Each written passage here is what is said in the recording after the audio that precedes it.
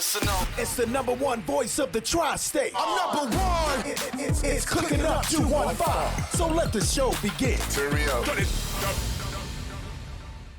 Y'all already know who it is. It's your boy Smooth. It's your girl Amber Grand. And this is Cooking Up 215, where we get you up close and personal with your favorite artists, entrepreneurs, shakers, and move makers. And today's guest, y'all already know him. He done been here a few times. He family to the show. My man, the Wolf. What's up, You know man? what I'm saying? He here and he has spoken. I'm back again. Yeah, you know what I'm saying? Seemed like just yesterday. Yeah, real shit. Listen, man, you know when this family is like that, we Yeah, like for to sure. have everybody come up here, you fuck with us, come fuck with it, that's I all. appreciate it. And this time I had to make the call, so I was like, I need to come sit down with the fam over at Cooking Up. So I appreciate y'all creating the space and giving me the opportunity to come kick it with y'all. Yeah, we happy to be, you know, a platform that you choose to make drops on and shit like that. That For means sure. a lot, you know what I'm saying? Yeah, no, that's what we working for, to be able to have that. We always talk about it, bro. Be able to have these moments. So I'm happy that we walking in the shit that we talked about. Exactly. And it's crazy, you know, last week we had Chad up here. Chad came through. Yeah. That shit was, we dropping that episode next week. It was hilarious, man. Which I was- Hilarious. Him and Matt, hilarious. Yeah. So crazy. That's That's a why good we gotta do joint. that. I did his joint. You know, I did that joint yesterday. You called him Chad. And he talking about C Diddy, yeah. It threw me. I'm like, oh yeah. Then he said Matt, and it hit me. I like, he talking about, oh, all right, he talking about the realest podcast ever. Yeah, I just did that show yesterday. But I think my joint probably gonna come out with them in a few weeks. So I don't know. Okay, yeah. Yeah, but I ain't even know though. That's what's up. Yeah, no. It was funny when I called him. I think when I talked to him, he's like, yo, I swear, it's like, y'all must have been talking. He said, I swear, you hit me and then Wolf hit me right after you hit me. No, I didn't know. That was just a random joint. But I hit y'all both on the same day. I was like, I text you and I text him, and y'all both was like, this day and that day. I was like, all right, fuck it. Yeah, like you hit me and I hit him. Yeah. It's like we still all hit each other. We should just put in the group chat. I know, then we got a whole group chat. Yeah, Anyway, the group chat. that's crazy. Yeah, that's what's up though. I'm glad to see you back, man. You here today. You just released, you about to release your second book. Yeah, yep. You know what I'm saying? Definitely. 2 times author. Yeah, Period. Times two. Big facts. Damn. So the art of accountability. Yeah, talk about it. Yeah, let's talk about it. Let's get into it. So what made you go this direction? First off, because your first book was Cheating is Not Cheating. And that was more on the relationship side of things. You know what I'm saying? Yeah. And this one is more about getting your life on track. Yeah, I feel like so the thing is, I was going to make it about accountability in relationships, but when I started writing, I started to realize I'm like, this shit's so universal that I just want to teach people accountability in total, because you could apply the same tools to the relationship. Fact. But the reason I pivoted this way, because when cheating is not cheating, it's like, it was the conversation starter, right? This is, let's talk about relationships. Let's talk about pride, ego, double standards, different shit like that. But it seemed like nobody wanted to do the work. So it's like everybody is conscious of everything that they should and shouldn't be doing. And you can go on the internet, there's no shortage of videos of people telling you what you should and shouldn't do in your relationship. But for me, it's like, who the fuck is talking about the solution, like taking action? Right. Like the conversation is happening, but nobody actually applying the thing that they acquiring, in a sense. So for me, this book is about taking action. It's like, all right, cool, you understand why cheating is not cheating, or you understand whatever it is that you even want in your life, but what are you going to do to create that? Because when it's all said and done, nobody owes nothing. And I feel like a lot of people sit around entitled, and you know, they don't take account, because my book is a self-reflection book first, but it's 3 pillars to you going to learn about accountability. You're going to learn how to take accountability for yourself, how to allow others to hold you accountable without being defensive and feeling attacked, and also how to hold others accountable without offending them. Because there's really an art to that. Like, there's so many business partners, relationships, brothers, sisters, parents.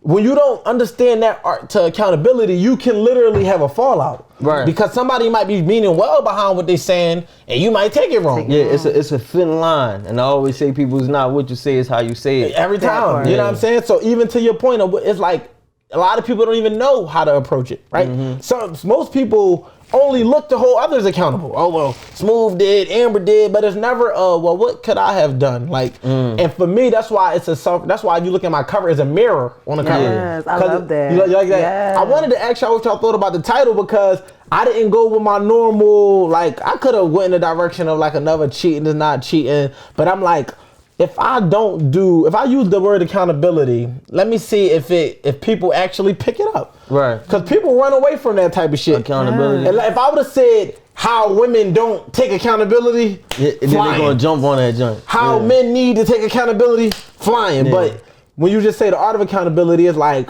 I ain't really specify who it's for, so motherfuckers is like, damn, that they saying they like the title more, but I'm curious. I think it's a good title. I think when you say the art of accountability, you really give it a broad scope to help people understand it's an art to accountability. You know what I'm saying? To have it is like almost, you know, understanding a trade. Yeah, you know what I mean? 100%. Because that's everybody don't know it. You know what I mean? 100%. So That's a good way to put it. It's definitely something that if you can lock down accountability, you truly can get through life way easier, much better, less drama. Telling you, bro. And like that's the key. It's a tool, right? A lot of times, like people use it as a weapon. I got that analogy in a book. I say, like, when you think about holding somebody accountable, if that's symbolically, if I say I'm running at you with a hammer and I'm trying to hit you with that shit, you gonna stand there? No, you gonna move out the way because I'm running at you with something that could potentially harm you. Right. When you try to force somebody to take accountability, they get defensive because they feel like you're attacking them. But if you use that same hammer as a tool and I build the fucking set, now you all ears because I'm using it in a constructive way to build something up versus being destructive and trying to tear something down. So when you think about accountability as a tool and realize that when you master the art of it, knowing like, okay, because it's going to look different in different situations. A lot of people cannot get to where they need to be because they can't accept accountability, so they don't have accountability teams. We all got that person where you can't tell them nothing. Like no matter what, it's like, man, I'm burnt out. I'm running out. I'm tired of repeating myself type shit. And when you find yourself in that predicament, you could be somebody with genuine intentions, but because that person is non-receptive to your attempts to help them, you like, I'm not helping you. So when you self-reflect first and you realize ain't none of us perfect, but instead of me worried about what the fuck y'all got going on, let me worry about what I got going on. And if I improve me, if we all say, yo, you know what, let's improve ourselves. Right. It's inevitable that this gets better. It's impossible. And that's why I like your mirror on the cover so much, because I feel like the self-reflection, the honesty in it, like you have to be honest with yourself or else it's not going to work. I'm telling you 100%. And it's the main thing too, is just that accountability, it stretches so far because even when you're doing business, relationships, it's all about accountability because with accountability comes like communication. Yes. You know what I mean? I feel like those is the keys 100%. To making sure your relationships, period, friendships 100%. Or business relationships 100%. Or sexual relationships, that's how they work. Yeah, 100%. If you could keep accountability as well as communicate, you good. Yeah, for sure, because it's the base of it, right? So it's like, it also warrants trust and it builds character. Because if we all take accountability, I can trust you. Because if I say, Smooth, can you come through for me? And you say, yeah, because I know, because you're an accountable person, if you wasn't, you would say no. And I can respect that just as much as you saying yeah, because I know whether you do or you don't, it's based on your integrity versus you saying I got you and then not coming through for me. Right? So accountability benefits us in so many ways that people don't even understand, because the fact that I don't want to let somebody down. It's why even when I was running late, I text you, I'm gonna be there by. That's me taking accountability before you say, you late. Bro, I'm running behind. I'm already taking accountability before the situation even arrives. And if it's challenging for people because many people have a distorted image of themselves. Like we like to think we perfect, right? Like I don't got too much to work on. I was nice to you, or I treated you right, or I did this, or I communicated. But it's like, we can't always view life through the lens of our own perspective. Sometimes you have to look at how you're being perceived. Like you might think you're the best dad in the world, but until you put yourself in your son's shoes and see what he might be experiencing, you will never see if there's room to grow. Damn. You know what I'm saying? That's how I look at it in relationships. Like I can't understand certain emotions a woman's going to feel. I'm not a woman, but I can at least from perspective wise, find a way to attach it to how I would feel. So we might not feel the same way about certain things, but it's something that I'm passionate about. It's something that can hurt my feelings.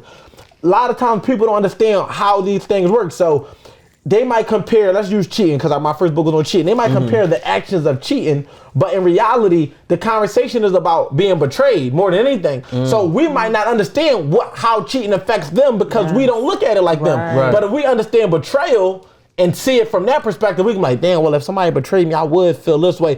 That's how we attach the emotion. So when you think about, and it all attaches to accountability, because you're not even going to self-reflect in that way if you don't take accountability. If you look at it like, man, well, every time somebody says something to you, you deflect and you got something to say to them, like, you did this. Yeah, well, you was late the other day. It's like, yo, we're not even talking about that. Like, we talking about today. So, my whole objective is really just forcing people to slow down and stop being so full of ourselves. Because I got a chapter in there called I Did This to Myself. And that's like, for me, it's just self-explanatory. It's like, you got to look in the mirror and laugh sometimes. Like, yo, like, even if you got... A lot of shit come from what you done. I did this to myself. Even if some shit happened that you wasn't okay with, you done dealt with a bad partner for so long. At some point you gotta be like, damn, yeah, they treated me like shit, but I did this. How long did I sit here and not use my power to walk away? And so when you say, you know what, yeah, the first time they got me, but the last 25 times, that was I made the decision to be dumb, right, or to be naive, or to be forgiving, or whatever the case may be, however you have it. And if you find comfort in that, then you can accept your past. Because we didn't choose the shit that we went through, but we could choose like how we treat going forward, like whatever we decide to do move forward. But it all starts with accountability, like just taking accountability for yourself. So you just mentioned betrayal. Mm-hmm. So I know you talked about a past relationship you had in the book and how you were betrayed. Yeah. And it's crazy. It's like layers to it, so I wanted to get into it. Yeah. One is just about when you start to realize and you take accountability for even how somebody else's actions and how all that shit affects you and how you let it affect you. And then two is just the fact that you said it was your homie that betrayed you. Yeah. And it's like you had to take accountability for even allowing them to put you in that type of position. Yeah. You know what I'm saying? Like, yeah, because I mean, we all got decisions to make. And I even say it in the book, I said we might not always like our choices. That'd be the problem. When we don't like our choices, we think we don't have one. But you literally, in every situation, you have a choice. It's not a choice. It's not nothing that ever happened in your life where you didn't have two options. You can't tell me, y'all can't name a situation where it was one, unless you were being flat out controlled and you literally had no choice. If you weren't being controlled, you had an option. You might have didn't like the options. And so when we look at it from that perspective, it's like, yeah, I had to take it into account that I put myself in this predicament. You know what I mean? But this is where growth is sustained. So going back to it, I feel like for me, it was about realizing, I guess, like the betrayal factor in a friendship hurt me the most, more than the cheating, because I wasn't faithful. So like I could take into account, like, all right, I couldn't even be mad at the sex part because I was still salty about when, how like all the other details. You know what I'm saying? Yeah. It's like, and then the fact that when you don't never get closure or clarity, or a motherfucker try to make you out to be like you tripping or you crazy, when you know damn well, even down to the point where if you could provide facts, they like, nope, that ain't what it is. At this point, it's like, I gotta find, because if I don't isolate my behaviors, I'm depressed, I'm miserable, I hate everybody. Like, it's like, so when I sit back and I reflect, I had to say, you know what, that was nothing but God in so many ways, because for one, I feel like God protected me from the people that I was around, because if two people could conspire to come together and do some shit like that, what else could y'all conspire to do? That's just how my mind works. So that was a layer of protection. Then at the same time, it made me realize how the laws of karma work too, because although I never got caught cheating, so it wasn't like it was like a situation where she revenge cheated, like, oh, I'm cheating back. She didn't cheat on me because I cheated on her. She didn't know I was cheating on her. So it's like if she cheated, she just did what the fuck she wanted to do. So that component comes into it. But I'm like, okay, nobody really knew. Who really knew what I was doing behind her back? God. And that's why I say God is my accountability partner, because even when you think you can run a circle around the people, like I could probably outwit y'all 10 times out of 10. Not saying you get what I'm saying, but the fact of the matter is, it don't matter what you can get away with in front of the world. You can't get away with. God is watching. That is a fact. It boosts my integrity, because now I don't lie. I love that. I don't even lie to girls. Like, I say what I'm on. Like, I'm completely transparent, because I don't even want to deal with God in that way. And I use the example, I was like, yo, it's like, you don't never want to let God come find you. You want to go find God, because it's like no different than if you running late and your parents got to come find you. You're going to get in more trouble than if you walk in the crib 20, 30 minutes late. They might yell at you. But if they got to come find you, oh, it's roll call. It's on time. And I felt like in that moment, I was running away from that. And, you know, I just ended up going through a downward spiral of like a lot of shit happened. And that was just one of the trickle effects. But like I said, looking back on it as an accountable person, I can't act like a victim. A lot of people get cheated on and play victim. Not saying that it's not real victims in the world. I'm separating that from what I'm saying in this moment. People get cheated on and just like feel like it's nothing that they could do to reflect, or even listen, I told myself this, listen, maybe they liked each other. Maybe I was just the man in the middle and got caught as collateral damage.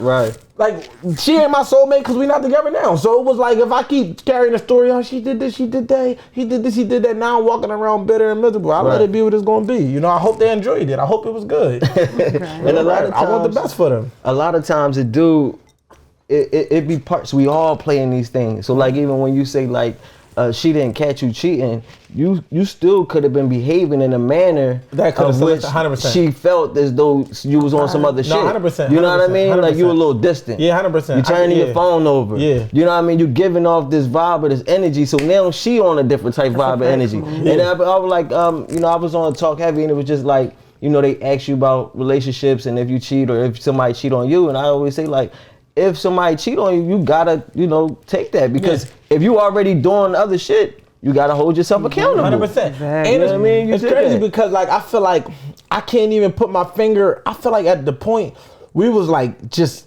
was growing apart, and I felt like the relationship should have died. It should have been done, and I felt like we was fighting to stay together, but it was just toxic. But it was, I can't even say I wasn't dumb enough to really like allow her to peep a pattern and be like, I don't even think she really could suspect it. She could suspect it, but not like how she got a genuine like no angle to come at me on, because I don't know, I just kind of never really moved a certain way. I never really was cheating like in a way, I don't know, I would just not on some giving up yourself type shit. Never. It was normal. within my schedule. Like, you know, I never was spending my time. I never was spending her for another chick. Like, I was never staying out. I was never doing none of the dumb shit I feel like niggas do when they get caught up. Yeah. I would just literally, in the course of my day, and it might be my lunch break essentially. My schedule is and crazy. I got time. I'm like, sorry. Because it's like if I'm sip my tea. Yeah. But the thing is, I can accept this at the growth stage that I'm at now, because it used to be hard to talk about, because when you still trying to grow, you don't want to mention the nut shit you did. You're like,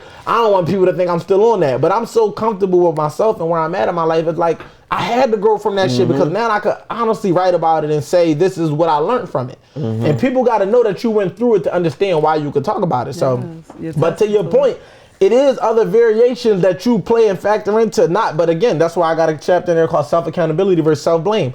I'm not blaming myself for what she did. Right. I'll take accountability for what I did and what could have possibly contributed to what she did, but she still takes accountability for what she did. They are not, like in an accountability court, you get tried alone. It's not, I did this because you did that. There's no such thing as cheating back. I hate it.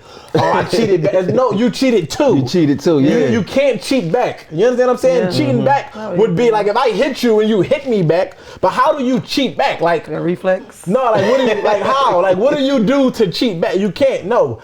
This individual person cheated. This individual person cheated. They both cheated. There's no cheating back. It don't matter who did it first. Yeah. The fact of the matter, because there's so many people who were cheated on and decided to leave. Yep. And that's my energy now. It's like, I ain't We're not even doing the back and forth. For what? I'm just out. leave, yeah. Yeah, holla. Shit, like, shit, my girl, you watch this, listen, if you decide to ever do some shit like that to me, just make me the side nigga. Cause like, I want the deal he getting. Like, don't have me paying the bills, dealing with all the headaches, and he get discounted pussy. No. If you ever want two niggas flip the road, let me know. I'll be the side nigga, get the discounted sex, and he can pay for everything. Just don't let me pay more than what he's paying. Yeah. Like it gotta be equivalent, or I gotta get the better side end. of the deal. I need to be the better end of the deal. He said, if you gotta pick between two, pick him. But let me still get what he was about to get, because that's just a better arrangement. Like I'm mature enough to have that conversation. But no, all jokes aside though, I just felt like, you know, that's just what it come down to. Everybody gotta isolate their own behavior. Like we all individual human beings with free will. God gave everybody free will. God don't even control us. Literally. Y'all think if God wanted to control us, we would be acting the way we acting? Like, let's be honest. Like, you think y'all be having the sex y'all having, drinking, smoking? Doing all the wild shit. Come on. So he gave us the freedom of choice to do what we wanted to do. And that's why we have to take accountability, because we are all responsible for ourselves. I have children. I can't control them and what they do. I can set a scope and a parameter in which they can operate in, but that don't mean they gonna listen. How many things y'all did behind your parents' back? Right. And motherfuckers out here like the parents gotta be held accountable. How? Yeah. I was lying to my mom too. I was running the movie around. She at work all day. They gotta work, right. The only things parents should be held accountable for is the well-being, the welfare, the things they teach their children, the things they allow on their watch. But you can't really control a child behind your back, like because we all individual, and that's why children need to be held accountable too. That's what I'm about to say, because that's what I do with my kids. You gotta also teach them to hold themselves accountable. You know what I'm saying? When you fuck up, you know what you did. You know what come with that. You know the punishment. You know what I'm saying? 100%. Hold yourself accountable, bro. 100%. I do it every time. Yeah, I don't even tell them what the punishment. You tell me. Yeah, not for real. You know real. what I'm saying? So now you understand what happens when you do bad, when you do wrong. And then now if they understand, we teach our kids that they understand that it's consequences to every action. We protect them from themselves. Exactly. When we coddle our children and make them think that, oh, that's my baby, they ain't do nothing. Now they think that that's how life works, and they grow up and do shit. And now we can't say expecting it to be cool. It's never gonna be like, no, you can't coddle your kids. You have to literally create a space of accountability where like my daughters can articulate what they do wrong. My older daughter is 13 now. She at the point like, Dad, she don't even tell me what her friends do. She do some BS. She's telling me her side because she don't care about the rest of it. She like, you always told me you don't even care what you only want to hear what I did. So, and even when they come down the line, she don't lie to me because she be like, you always say, I'm not gonna get in trouble for telling the truth. I'm gonna get in trouble for lying. So I say the same shit. That's true. I can always hear you out. Even if she gets suspended, get into get into it with the teacher, I will hear my kids out because my mom did that for me, right? But if she lied to me, it's like now, cause it might sound crazy when I say this, but we human. I don't fuck with liars. My kids is liars. I'm not going I gotta love you and take care of you, but your character is gonna be flawed. Feel some way, yeah. Yeah, I'm gonna feel the way. Like you a liar. Like I don't want to raise liars. It's like I'm dealing with that now. My daughter is the one though. It's the crazy part. My son, that nigga, he can't tell a lie. Like he like Pinocchio. You know what I'm saying? He can't do it. He literally can't. He don't know how. And sometimes he don't even know how to say certain things out of his face. And I gotta tell him.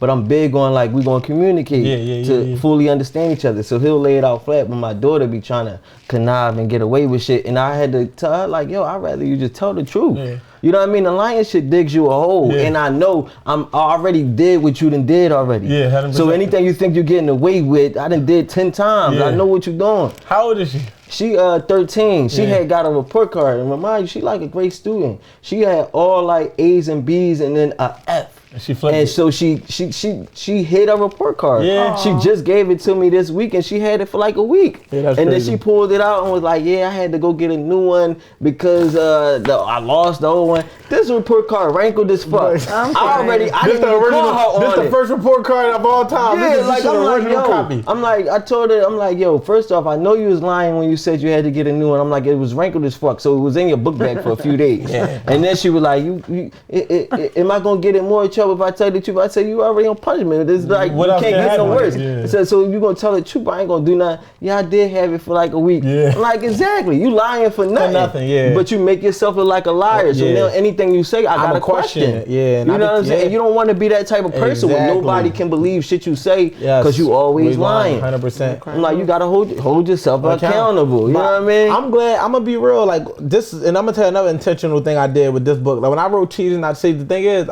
the book been writing itself for years. I can pull up a video from 10 years ago where I'm talking about cheating, right? Like this how far back for me. Like, but when I was a rapper, I still was making relationship videos. I had a whole segment on YouTube called No Script, and people used to email me and ask for relationship advice. Like, you know what I'm saying? Back 10 plus years ago. But with Cheating Not Cheating, when I wrote it, I started in 2019 essentially. It came out in 2020.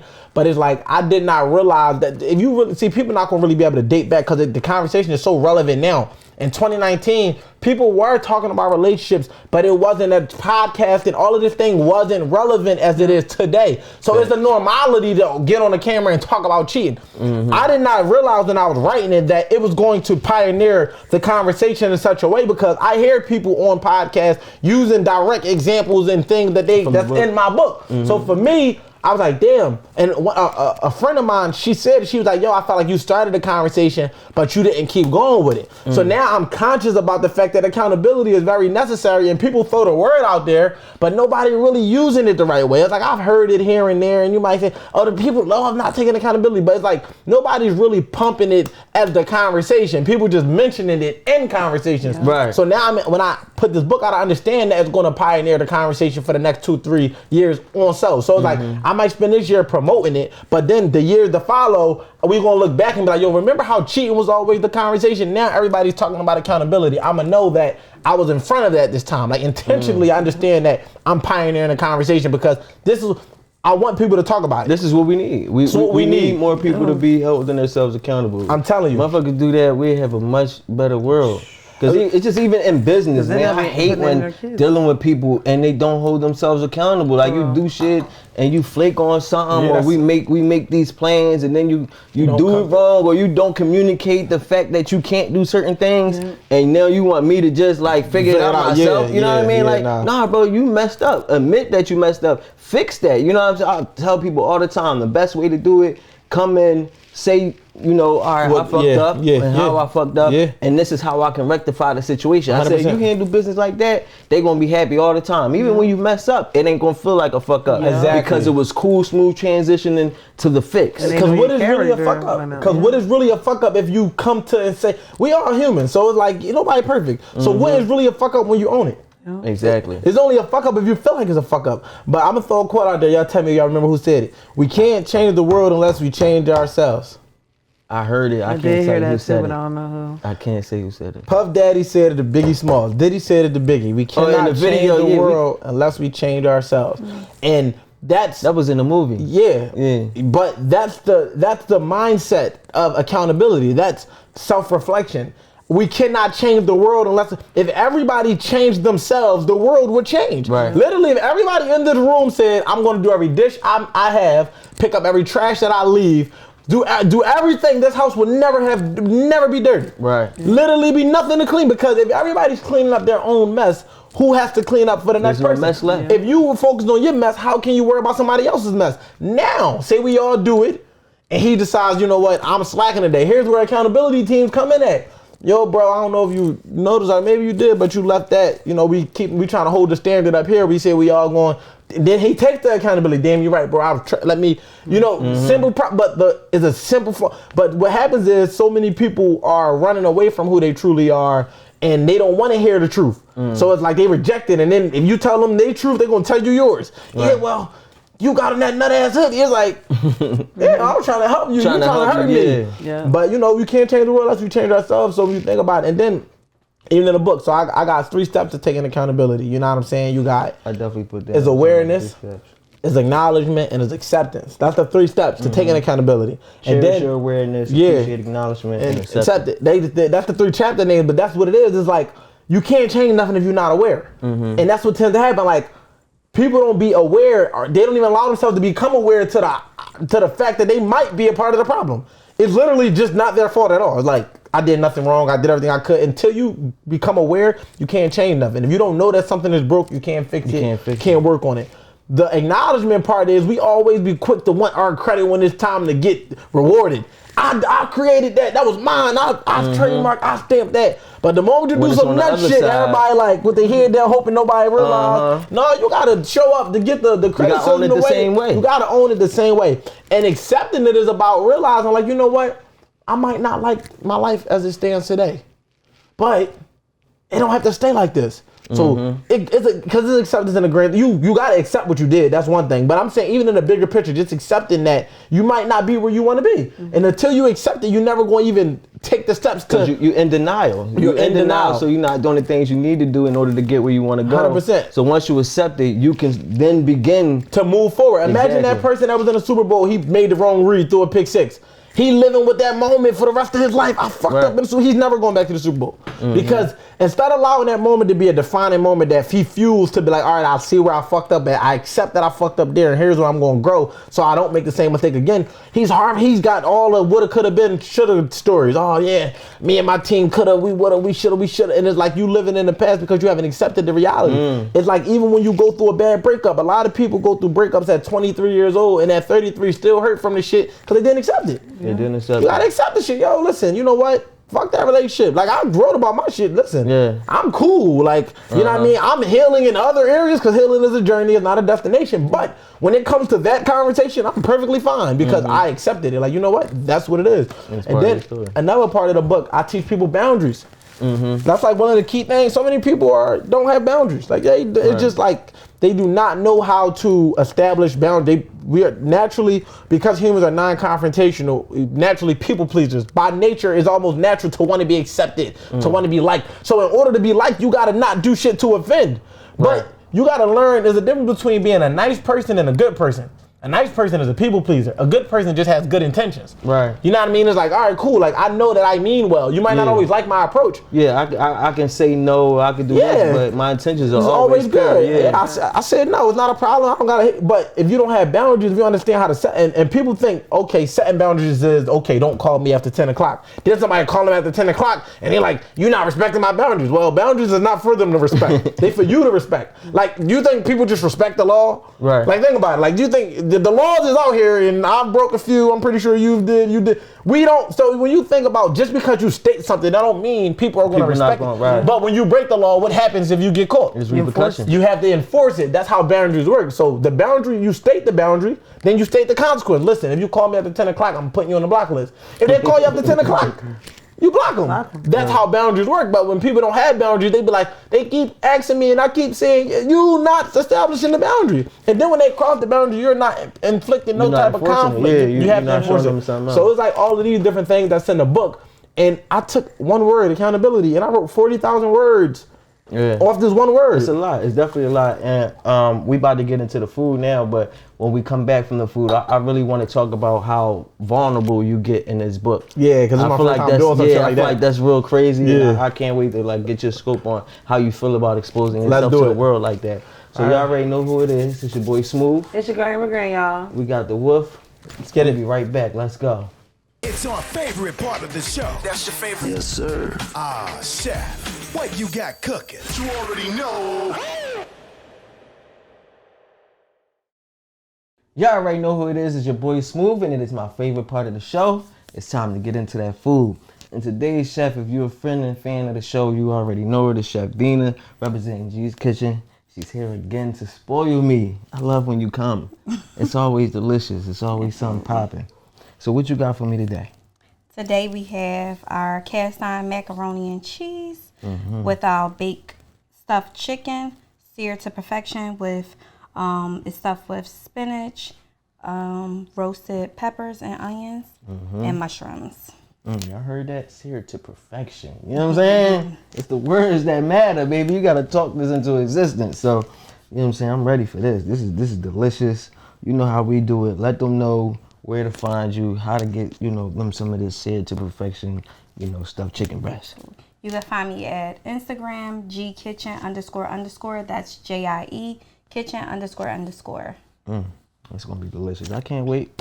Y'all already know it's your boy Smooth. It's cooking up 215. Let's get back to the show. Let's go. Y'all already know who it is. It's your boy Smooth. It's your girl Immigrant. We got the Wolf with us. Listen, Chef Dina, G's Kitchen. Y'all see what we working with. This is serious. I know y'all be a little upset, man. I know y'all be wanting to come. Can we bless the food? Oh, go do your thing. I tell you, do your thing, man. Please bless this food and nourishment in our bodies and for everything else. In your precious name, amen. Amen. I'll take it. I'll be ready. I'll be ready. Jesus. I'm one of them kids. I'm ready. It's stuffed and it's seared to perfection, y'all. When everybody close their eyes and bow their heads at Thanksgiving, I'm already digging in a little bit. I didn't find out what this drink was, but I'm gonna find out when I'm Oh yeah, we definitely gotta find out. It's serious. But this thing look delicious. She don't play. She bring her special presentation for her drinks every time. And all that. Yes. Talking about every time Chef Dina come, y'all know she said carry that mac and cheese is cheesy. Oh my God. Tender chicken and try and get up in there. No bullshit. Yeah, man. Let's see what that's hitting. You gotta put the chicken in the mac and cheese. Put that on your gullet? Yeah, that's what I did. That chicken perfect. This is serious. I know we're making somebody hungry right now. Somebody mad. Real bad.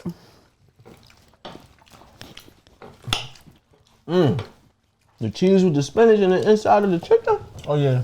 I'm trying to get to that. Yeah. I'm getting to it. That's carrying. That's carrying. And a presentation. Can't get rid of it. I'm trying to tell y'all better get with it. It look as good as it look. Yeah. Cause I eat with my eyes. So if something don't look right, I'm gonna assume it don't taste right. I know me and Dina gonna beef. It look just as good as it tastes. She gave me this motherfucking butter knife. Instead of a knife, right? Fucking me up. Yeah. But it is delicious though. But so before we went to break and everything like that, we talked about you just getting real deep and vulnerable in this book. Like you speak on a lot of things you went through, relationship wise, financially wise, you know what I'm saying, business wise. What made you take that route with this book?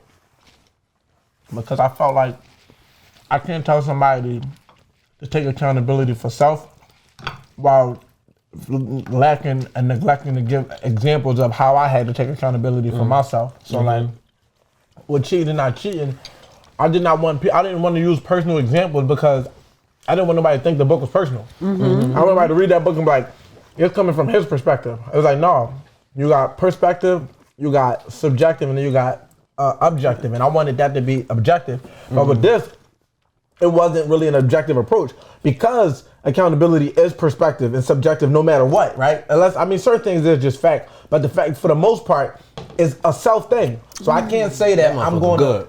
Now you got me ready to try. I'm sorry. Yeah, that thing hit. I can't say like, yo, you should self-assess yourself while not giving examples of what that looked like for me.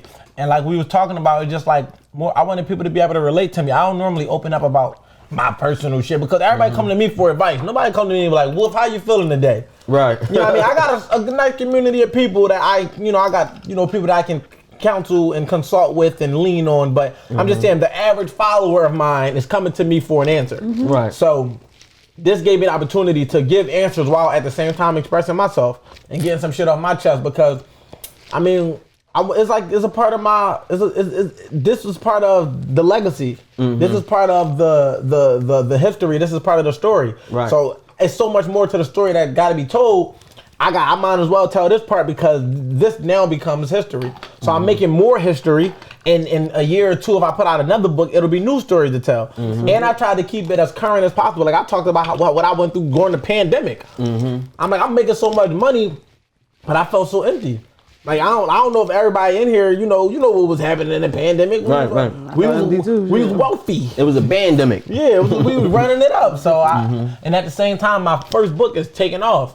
But at the same time, I'm damn near okay. You running into money you never had before. Cause I feel like I make a nice amount every year just on the grind alone. But this year was different. Like this year was like more. It was like, oh shit, I bought multiple cars and I'm buying this and I'm doing that and I'm traveling here and I'm I'm doing all of these different things, but in reality I'm really distracted. And then I felt like when I moved to Atlanta and I sat still for the second half of the year, I started to feel more empty. I'm like, damn, like I'm not, and that's why I realized the most important thing to me is my purpose.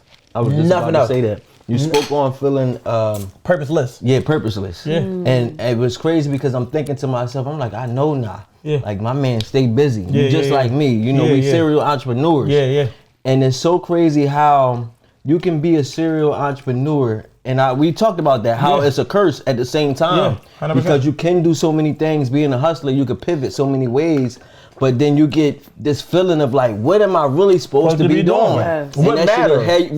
It'll have you feeling like you're not walking in your purpose. Exactly. And it's like, it became a thing where, I'm telling you, like last year, 2022, I had an opportunity to, I was working with, in the music business still.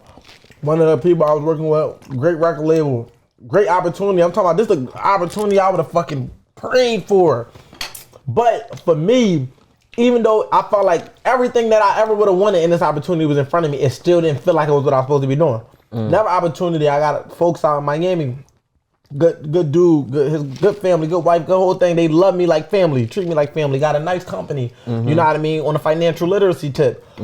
You know what I mean? I made good money with them in 2020. Like I'm talking about 5 figures a month. Like, you know what I mean? For the little time frame that I was dealing with them, I made good money. Right. And they brought me out there last year. He set me down. He our age, with my age, 30 years old. He's like, but he a multi-millionaire. Yo, listen, I want you to fuck with what we got going on. I think we could really shake. Great opportunity. I can help you make 50, 60K a month. Like this, it's not like he capping. Like I've seen him make 250 a week and certain like for real. Like, you know what I'm saying?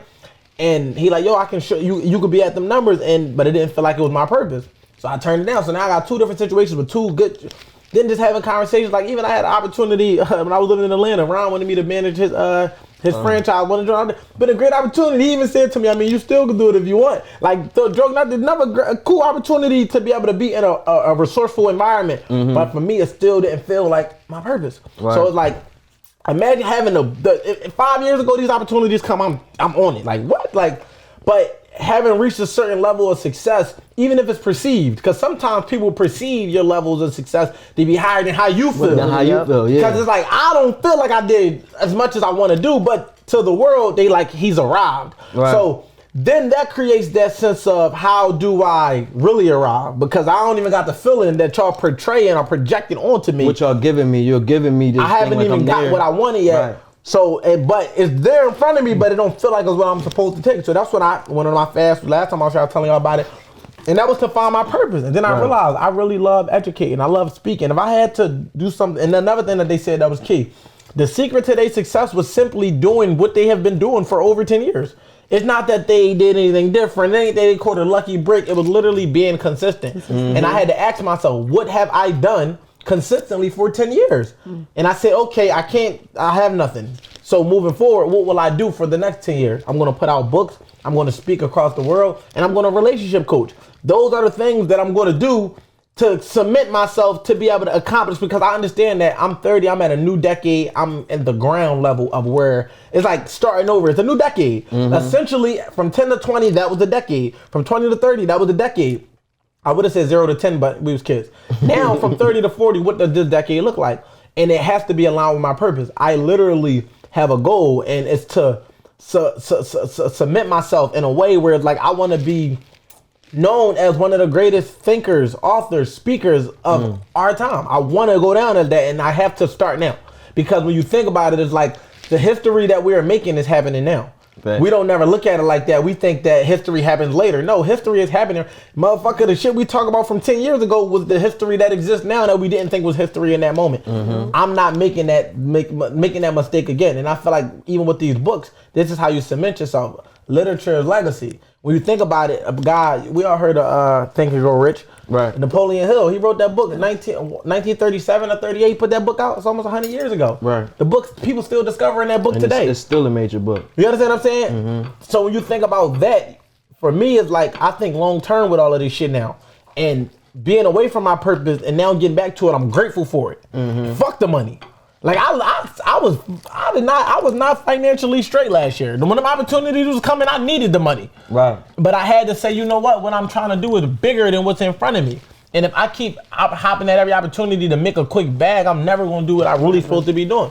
And God, y'all know what y'all purpose is. Y'all might just be running from it because it hit you like this might be the purpose, but you on it. But when you went and opened up that hookah lounge, God burned it down. Damn. You understand what I'm saying? Yeah. You doing what you're not supposed to be doing. That's I tried to put my car on tour road, somebody blew my transmission. Okay, God, I see what you're doing here. This ain't my bag. So now when I could literally watch you blow up and be happy for y'all because I understand that that's not my purpose. When you don't know your purpose, when shit happening around you, you jump to shit that's happening. Oh, shit, clothes is popping, clothes. Oh, entrepreneurship over here doing this. Oh, real estate wholesaling. I tried all of that shit and realized that ain't for me. I'm a great speaker, I'm a great educator, I'm a great author, and I'm going to put everything into that. If God want me to reach 100 M's off of it, I will. Because I'm putting the intention behind it. I'm doing the work. But when I wasn't on purpose, I'm just taking the bread, I'm making and spending it, I was depressed. And that made me feel, imagine your bank account. This is the first time I ever seen certain numbers in my account. I'm not talking about accumulated over the years, can prove it on just paper. All sitting there at one time. I seen the shit and was like, damn, like what the, and didn't even know what to do with it. Right. So I just started fucking it up. Doing dumb shit. That's what happened. Bro, I spent, I had 1 month, I spent like 60 to 80,000 on marketing alone. August of 2020, never forget. My book was popping though. It was popping, like I was outside, but I didn't even know what to do with my bread. So I'm just like, me and my friends doing dumb shit like flying to Miami to shop at the Bar Harbor. Yeah. Going to New York. This is the shit we doing. But if I knew then what I know now, and this is the great moment of accountability, right? Full circle moment where it's like, okay, God showed me what wealth could look like. We on Rodeo Drive. I literally shopped at all the spots. Right. That was dumb as shit. Like, you had a little taste test. I didn't buy a house. I bought jewelry and everything else. Didn't buy a crib. Now I'm ready for success. Right. I'm primed for it. I'm right. I'm like, okay, I understand what's important. I don't care what my bank account says. This is my purpose. It's nothing that you can do or you can do to take me off my purpose and be like, yo, what? People call me every day with money plays, bro. Yo, we can do this. You can make 20K dollars. We can do. I know a bunch of rich people. Like my network is rich people. It's not like I'm literally somebody of power simply because of my network alone. Not even attached to the fact that I'm who I am and the value I have. Just because of my call log, I literally can call the most important people in the networks in which I operate in. Right. And it's no shortage of opportunities there, but they're not for me. And I feel like when you know your purpose, you gotta be okay. Like LeBron knew his purpose at whatever age he started playing ball. Right. You think he ain't wanna, excuse me, Savannah, all due respect, you think he ain't wanna get some pussy and all of that growing up and hang with his friends and do the dumb shit? He couldn't. He had a purpose. He knew what his purpose was. You cannot say you wanna do great things and not be willing to make a great sacrifice. And last year I went back to my mom crib for a year to figure it out. Most motherfuckers ain't gonna tell you that, but I want y'all to understand how committed I was to the purpose. And now imagine a millionaire offering you opportunity to make $50K a month and you sleeping in the middle room at your mom crib. Most niggas go. Most of my friends looking at me. I'm sure my homie, you just came home. I'm letting him hear the voice message. He like, man, you tripping? I said I'm not tripping. No, because this mean more. This shit is priceless. Right. This run is personal. If I would have took that $50K, who's to say that it would have been for me? What if I would have blew it again and now I'm back feeling depressed? No. That's the thing. 9 times out of 10, you will blow it again. I was just having that conversation with somebody. Yeah, go ahead. It's like when you walk in your purpose, it's a long-term thing.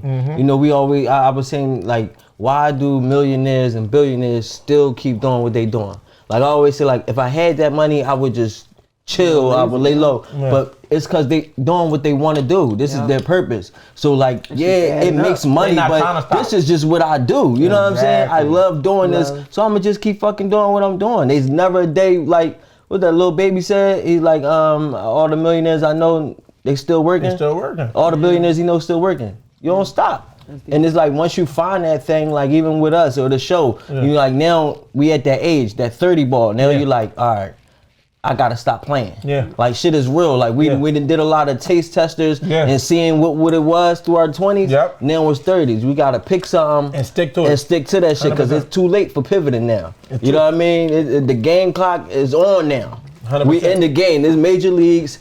No more time for the baby shit. And once you know that, like even with this, it's like, motherfucker like, yo, y'all do that shit. Like, this is what we do. This is what we do. And it's every day, we don't take no breaks. You know what I mean? Like, 100%. This is it. Ain't no turning around, flipping, or changing ways because you get lost in that shit.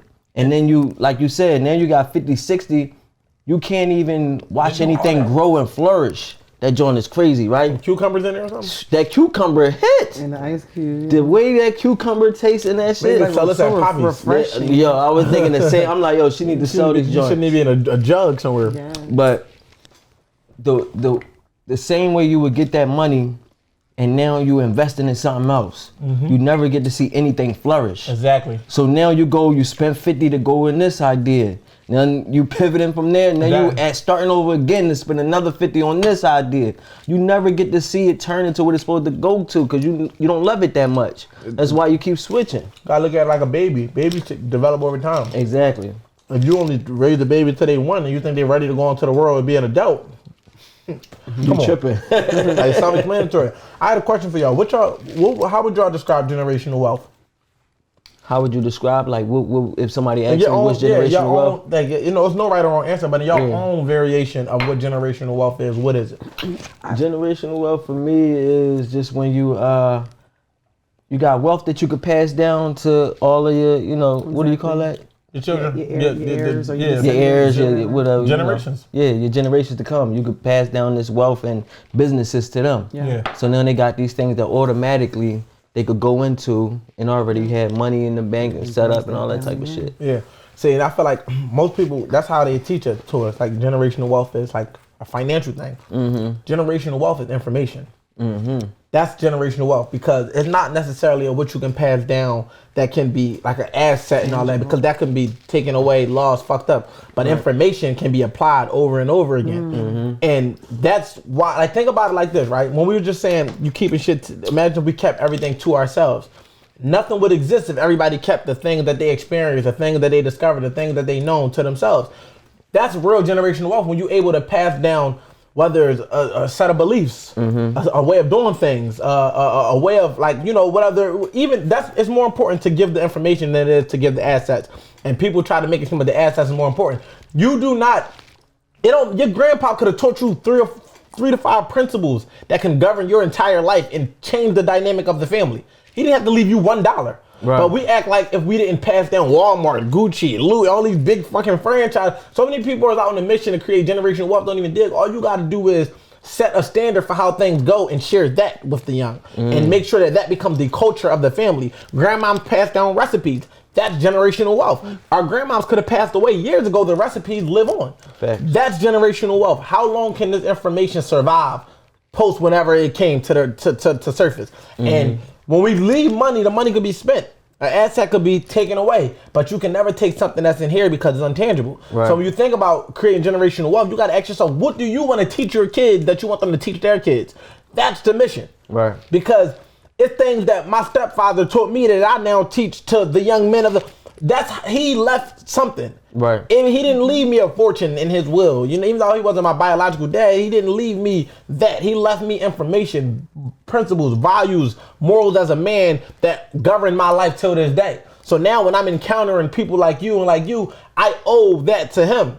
But I can't pay it back, so I have to pay it forward. And that's what generational wealth is, paying it forward. If you got and acquired something at a particular age, you give it back to them because it's all borrowed. It's like, okay, I'm using this information now. Here, you take it. You run with it. And that's just what we got to look at it as. And that's what the long-term play is, even behind the purpose. Everything you learn in this business is for you to give to somebody else at some point. That's why former basketball players become coaches. Right. Because, okay, I might have didn't win the chip as a player, but because I have the experience, I can now win as a coach. As a parent, I might have didn't accomplish these things. This is why they say, I want you to be better than me. Right. It's not a literal statement, but it's a literal statement. It's like, literally, I want you to, because you have me, there's no reason why you shouldn't be better than me. Right. Because you now have what I didn't have. All my knowledge. You have all the knowledge that I acquired here at your disposal in the book of a library of my mind, and I'm giving it to you. Right. So that's when you think about creating generational wealth, you want to teach your kids what you want them to know. You don't want, I like when my daughter tell me shit that I said to her. Both of them. One is 7, one is 13. Because that's what they will pass to their children. My dad said this to me. My dad did this way, that.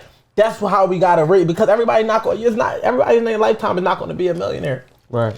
But that don't mean you can't live behind something that's big enough to create millionaires in your family. To help level that playing field. Exactly. Help them lay it up. And that's what we need, man. We need to teach the people in our family, men and women. Yeah. But a lot of people teach from pain.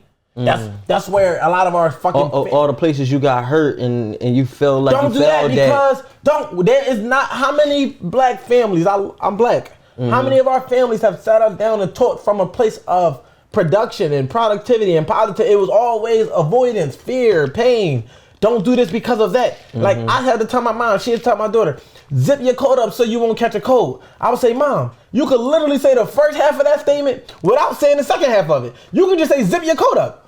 You don't have to add so you won't catch a cold, because now you're projecting illness on my child. And words literally are that powerful. So it's like, you don't gotta, I don't even tell people to be safe. I say be blessed. I don't say be safe. I'm not wishing danger on your path for me to tell you to be safe. I'm gonna assume you're gonna be safe. So I'm gonna tell you to be blessed because I want you to know that that's what I want for you. Blessings. Right. And when we think about that type of thing like that and just how our parents raised us and what they taught us, they just put money up for a rainy day. Why? Now it's raining. Why not put money up for a vacation? Why not put money up for a house? Why not put money up for college? Why is it always a rainy day? Expecting the bad shit to happen. You get what you prepare for. And they say prepare for the worst. Why the fuck would I do that?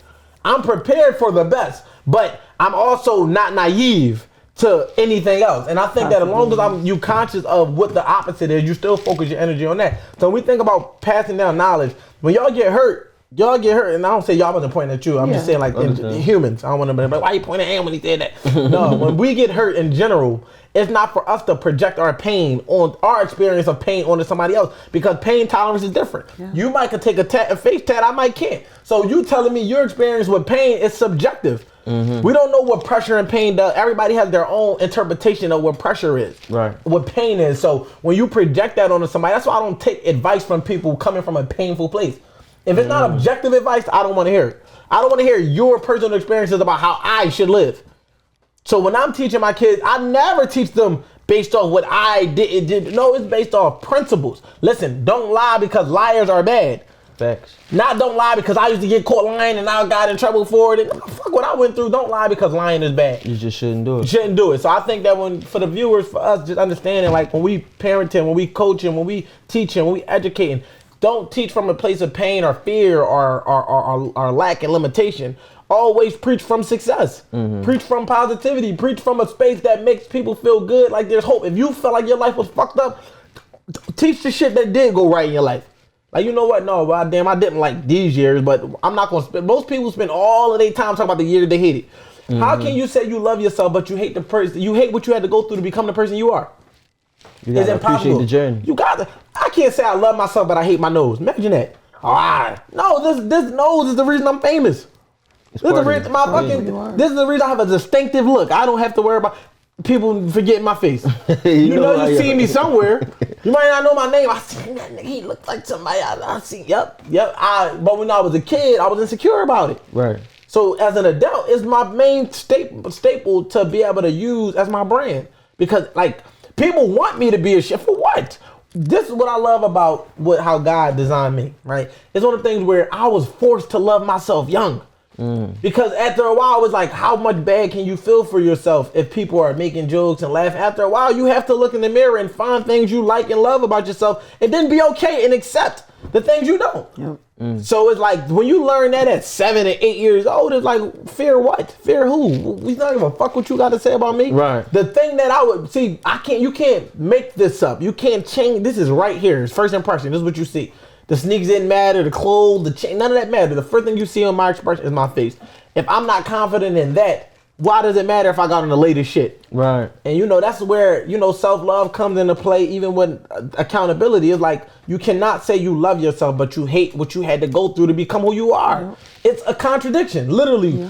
You see people, I love myself. No, you don't. You hate yourself. If you love yourself, you wouldn't want to change things about yourself. You would find a way to accept them. And you would be cutting people off that don't accept them. I never I don't hang around people that make me feel less than myself. Not because I'm insecure, it's because I know how I feel about myself. So that means you're deliberately trying to tear me down. I'm too self-confident to walk in a room and fear anything, anybody. The riches, like as a man, you could be more handsome than I am. You're charming, charismatic, funny. I'm still the wolf. I'm still not. I'm still gonna be this nigga, that nigga. I'm still him. Right. So if you are bringing bad energy to me, that means you're insecure. You're trying to project. You're trying to project that shit. I'm not being around you. Like somebody want to remind me. You think I don't know my nose look like this? You think I need a reminder? Yo, the boy. You know name my comment. Yo, the boy look like. I know. I look at myself in the mirror. I'm handsome. You know what I'm saying? Yeah. But I say all that to say is like all of that come down to, the things that we say even to ourselves when we're young. The things that we accept and believe about ourselves. When it comes to accountability, we got to take accountability for that too. Yeah. What did you tell yourself as a kid that make you insecure as an adult? That make you feel that way. What did you believe that was said to you? When you self-reflect honestly without the distorted, because I can walk around on my ego and be like, oh yeah, I get money, I get chicks, and be all ego, but am I really facing myself? Right. No, but when you honestly sit down and self-reflect and you're like, damn, it is some shit that I really probably don't fuck with about myself, but how can I fuck with this shit? Like, all right, cool, let me work on that. And if I can't change it, I'm gonna just accept it. Like if you don't like it, change it. If you can't change it, accept it. It's not that fucking hard. I'm not about to go get rhinoplasty. You know what I'm saying? I'm good. I actually appreciate it because I feel like again, it's so many benefits. It made me unique. So many motherfuckers get to see their flaws and I want to get surgery. No disrespect to the not even bodies because I love the bodies. I'm talking about when people get everything. It's like no. If you love yourself, love yourself. I got a nice smile. I don't need nobody to tell me that. I'm good with that. And I say that for anybody because I don't want, if you do it because you want to do it because you want to do it. If you do it because you feel like, and I'm being transparent and raw with you, if you're doing it because you feel like it's going to make somebody else see you a certain way, don't do it. Right. Because what if they change their mind? Exactly. Now you done got a body. Now you done went and did this. When you do it for other people, you just still not going to be happy. You're not going to be happy. You know what I'm saying? So for me, I'm happy because everything I do is for me. So that's why when I can stand on my content. Like, literally anything I say, anything I do, I be cool with because it'd be like, that's who I am. I ain't got no gimmicks. I'm just a controversial nigga. My shit just go viral. Like, I never said, this is gonna go viral. I don't be knowing what the fuck gonna happen. You just being you. I just be being me. What you want to say. I just be, sometimes I infuriate people, sometimes it be whatever. But God did this. He made me the way I am to reach a lot of people. He made me unique for that reason. And I accepted that. And that's a part of my purpose too. I tried to be the back, the behind the scenes guy. Right, and doing the management. My light shine too bright. It don't work. Right. It don't. I tried. It's not like I did. It ain't like I was just always in the spot. Like I literally stepped off and said, I'm gonna manage people. Yeah. And I'm gonna put all of my energy into you. And it was like, they was like, we want to be like the wolf. I'm like, I'm just a manager. Like you looking like Diddy out here. Looking like Diddy. I'm Diddy now. It's like, but when your light shine that bright, can't nobody dim it. And like, I accepted it. And just accepting that everybody want to accept you, and that's cool. Find your tribe and be alright with that. You know what I mean? That's for anybody watching. Find your tribe and be alright with that. And that's what this book will teach you. It'll teach you how to embrace everything about you so that you can embrace everything about others. See, because the thing is, if you lie to yourself, you're going to lie to others. But if you tell yourself the truth, you don't have no reason to lie to others. And if you lie to yourself, others will lie to you. That's a fact. But if you tell the truth, you won't buy the lie that they selling. We only buy the lie because we sell the lie. But if I'm telling myself the truth, you cannot lie to me. And people don't understand that. Even taking accountability to the fact that lying, you have to choose to believe a lie. If I walk up right now and say, yo, I got an M in a car for you, $1 million. You got a choice to call my bluff or believe me. Believe that lie. Yeah. Depending on who I am and my history is going to determine the level in which you determine if it's possible or not. But the fact of the matter is you still discerningly thought about whether you believed me or not. Now, we are more susceptible to the lies of people we trust. You ain't gonna never let your enemy lie to you. That's why even in the book, I said enemies hold you accountable in a different way because they keep you on your toes. Friends try to find balance between strengths and weaknesses. Enemies only search for your weakness. I've learned more about myself from the people that don't like me than the people that love me. Well, no, why? Because the people that don't like me are going to tell me my flaws. True. And they going to keep you talk too fucking much. I'm like, damn, you know what? You got to learn how to discern between what a hater can say that can penetrate your mind constructively and destructively. And it's a hard thing because sometimes they say some shit and you got you being hyper aware and questioning yourself. Like, damn, am I ugly?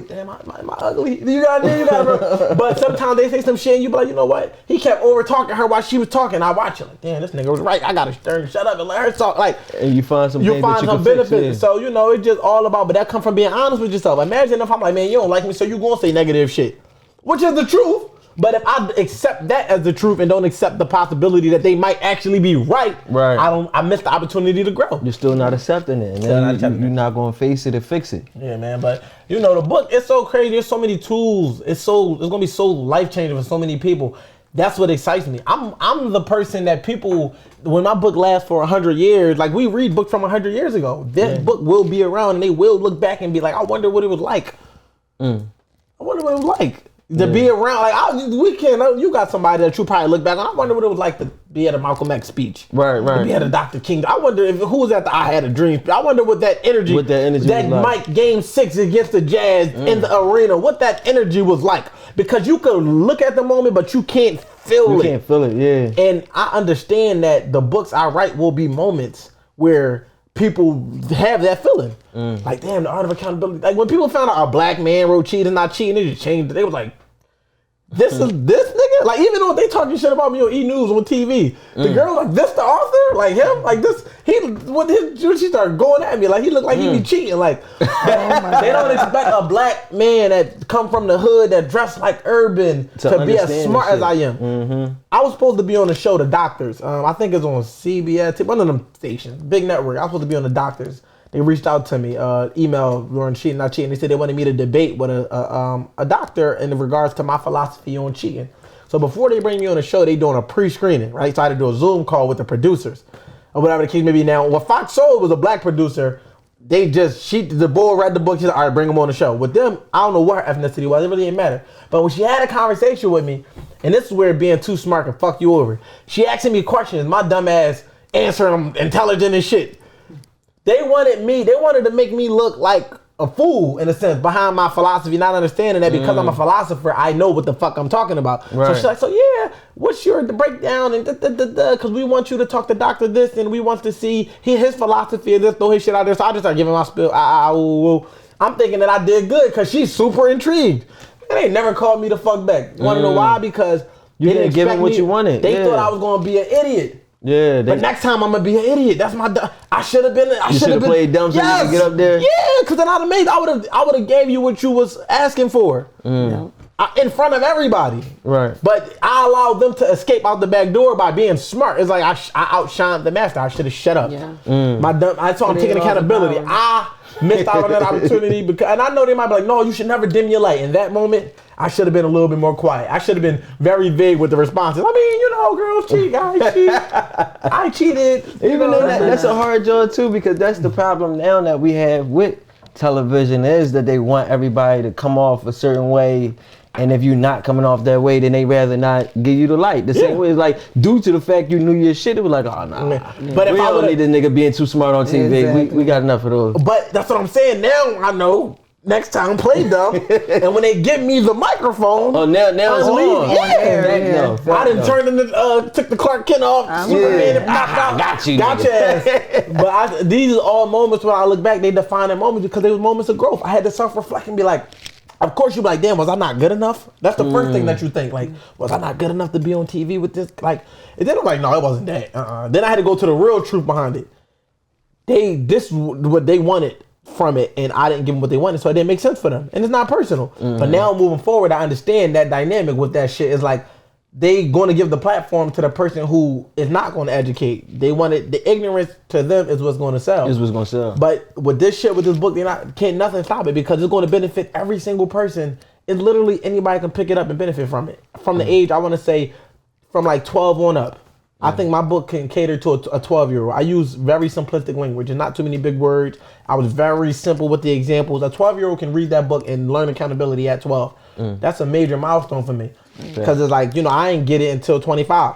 Right. And that's the thing. If you get it on early, it'll save you a lot of heartache, a lot of, bad relationships. If you just learn this shit now, you could flourish faster. Yeah, but I appreciate y'all, man. Again, man, it's always great to come in, check in, tap in with the family. So, where do you see, what's next after the Art of Accountability? Like, where do you see this going from here? I want to write 2 more books this year, possibly, and put them out. If I don't, I'm still gonna try. But honestly, what's next for me is just building a brand. I want to touch the masses now. Like, I want to build my brand to actually get on them platforms where I had the imposter syndrome and feeling like, am I ready for stages like this and that? Am I ready to do a TED Talk? Am I ready to?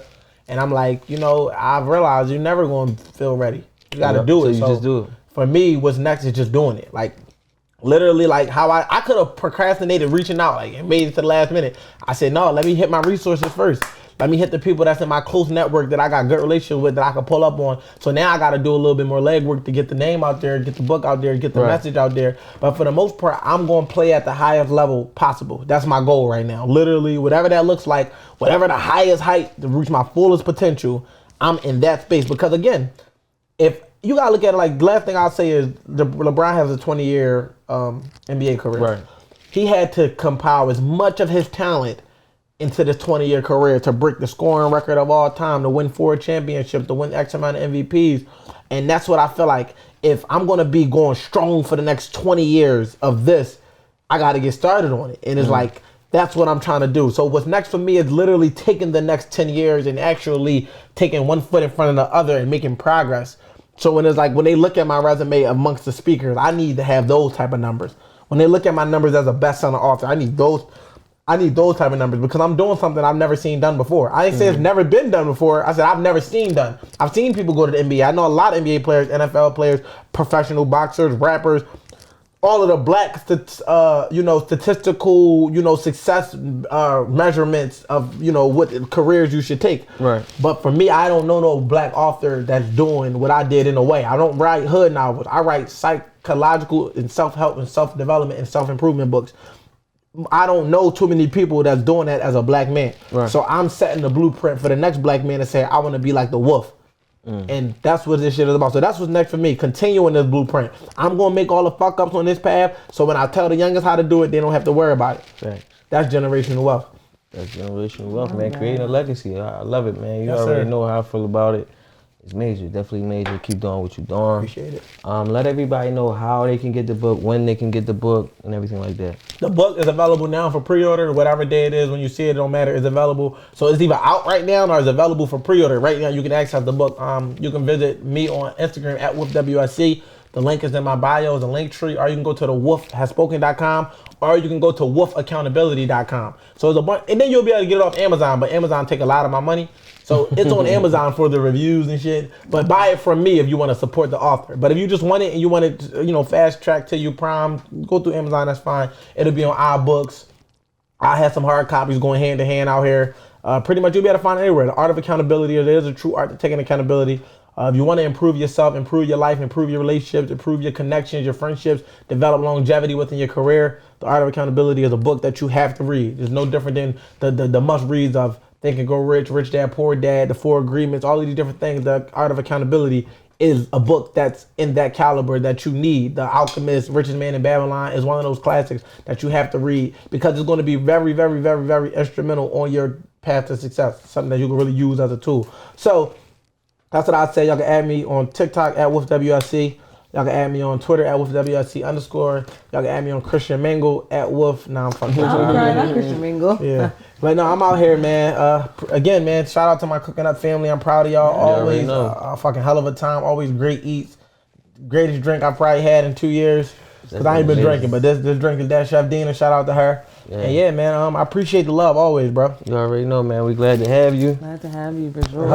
Always wishing you more success. Always. You know, we got miles to go. Let's get it, man. Let's run this kind of rip and run. I'm on the right path. Finally, on the right track. Where it feel good when you know that. I'm about to do 250 on this jump. When you know that purpose, bro, it's easy. It's like knowing your destination. No bullshit. Yep. When you know where you're going, you can't get lost. You outside. That's right. You know that's 100%. Now I know where I'm going, so no more distractions. Exactly. So Wolf has spoken. Y'all already know. It's Wolf. It's your boy Smooth. It's your girl Amber Gray. It's Cooking Up 215, the best show in Philly. Let's go. Y'all already know.